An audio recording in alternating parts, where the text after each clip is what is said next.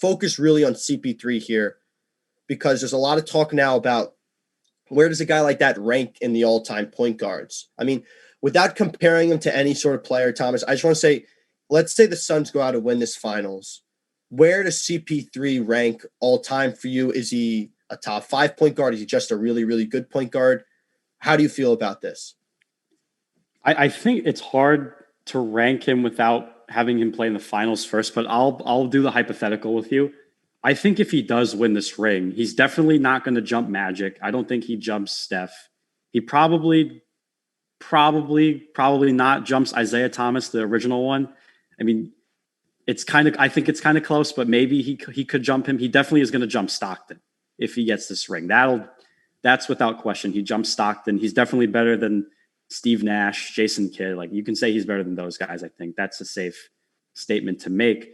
But Chris Paul is one of the greatest point guards that we've ever seen. He's easily the greatest point guard of our time. At least you and I, we're obviously not elder statesmen. We're on the younger side, but of our time, Chris Paul has definitely been the guy.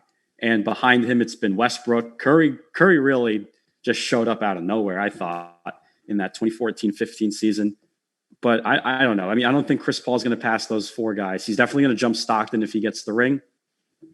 But Chris Paul is a great point guard. The way that he's able to lead, the way that he makes guys better, the way that he takes matters in his own hands. I think that's the most important attribute that a player could have in NBA basketball, is being able to grab the game by the horns, grab the bull by the horns and say, I'm riding this right now. I'm going to deal with this. Like, I'll do it myself if I have to.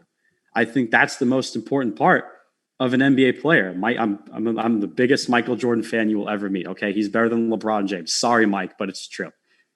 Michael Jordan would take over games half asleep, literally. Like, he could be half asleep and still give you 40.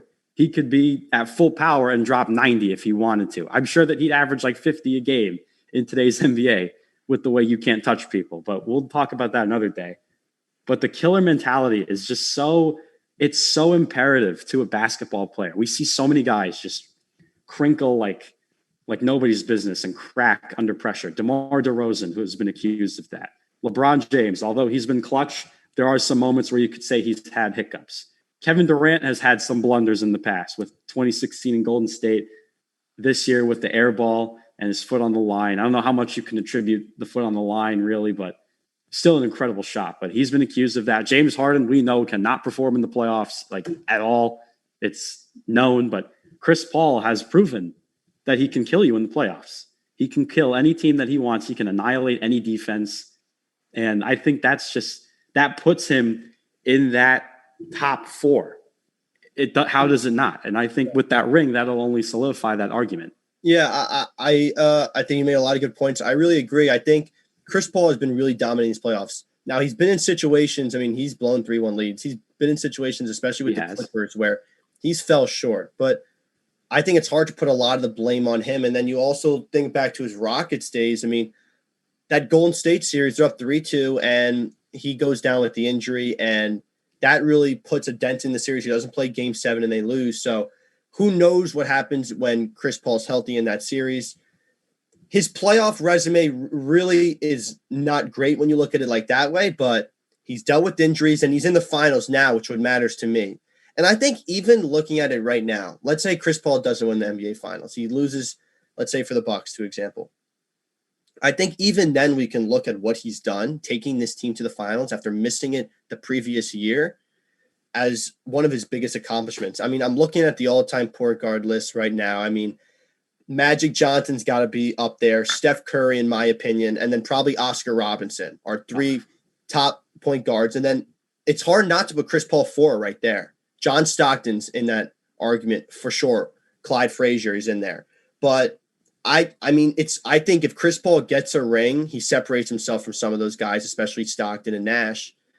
And he's right up there with them. I mean, from what I've seen of him, his ability to create, get guys involved, score if you want to. I mean, it seems like he was hitting every mid-range jump shot in that Game 6, every single one. And he turns it on when he wants to. He was a menace in that fourth quarter. It's hard not to like CP3 and think of him as an all-time point guard. It's really not. No, you're absolutely right. I think the greatest part about Chris Paul, now I did say the killer mentality, is how smart he is. He honestly might be the smartest basketball player of all time. There's an argument, a legitimate argument that you can make for that. And I'll give you an example. Remember last year in Oklahoma City when he was on the Thunder and he got the player called out for a tech because he had the jersey untucked? Mm-hmm. Only Chris Paul would know that, okay? When you read the rule book and you really study it, you can get away with things like that. He's just such an incredibly smart player. And the only real blunder I can think of, I mean, obviously the 3-1 lead, but like you said, the injuries and then the Rockets thing with the 28 missed threes and him just not being there, that was all-time levels of bad, and that's not Chris Paul's fault at all. The only real blunder I can think of was when he was playing Oklahoma City. He's on the Clippers. This is 2000 and I believe 13 or 2012. It was more around that time. And he had the worst minute, I think, ever. He missed a bunch of floaters. He turned the ball over. He got pickpocketed by bench phenomenon Reggie Jackson at the time. Kevin Durant then hit a crazy pair of jump shots to close the gap to like 5 points. And then CP3 was just missing shots. He was turning the ball over, which he never does. He averages under 2 turnovers, like close to zero turnovers in game 6. Yeah. Right. But he usually doesn't lose the damn thing. And that's the only blunder I can think of where he just lost it all. But Chris Paul is a maestro. And, you can't discredit anything he's done. But I think winning the ring will really push him top 4 in that top 3 discussion. Now, I did forget Oscar, but I think we can say he's better than Oscar at this point. I'm not sure about that. That might be a discussion for another day, but it might be.